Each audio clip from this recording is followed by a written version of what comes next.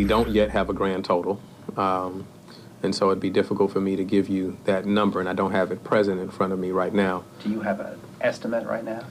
Or where Tens, in the tens of millions as opposed to the hundreds at this time. Mayor Chokwe Anchor Lumumba says that's how much it will cost in the short term to fix Jackson's hobbled water system. The need for certain raw water pumps, the need to make sure that certain instruments that had chemicals in them, that we protected against leaks. According to Governor Tate Reeves, the state of Mississippi has invested nearly $13 million to get the O.B. Curtis water treatment plant back up and running. That facility failed in August and left the city with no water for days.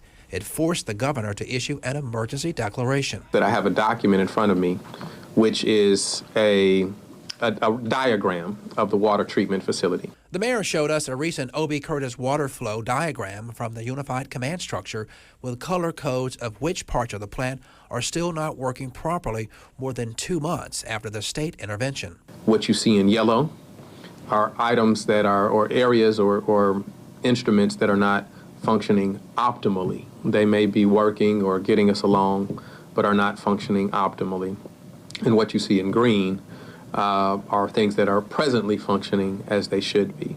If the system were perfect, quote perfect, that you might need about 36 million gallons a day. Assistant State Incident Commander Lester Harrington told Jackson Rotary Club members this week, unlike most water systems, it costs much more to keep Jackson's main plant functioning because it has 2 different ways of producing clean water.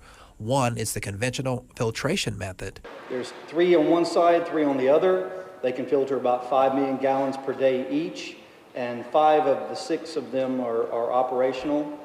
And there's a much more complicated chemical-based membrane system. The membrane plant, again, while effective, it's very specific. It's tied strongly to its manufacturer. So unless you've got an ongoing relationship with the manufacturer and that vendor, there's only really so much you can do, and so it makes it very difficult. Jackson leaders just got an infusion of federal dollars from the state to pour into the water system.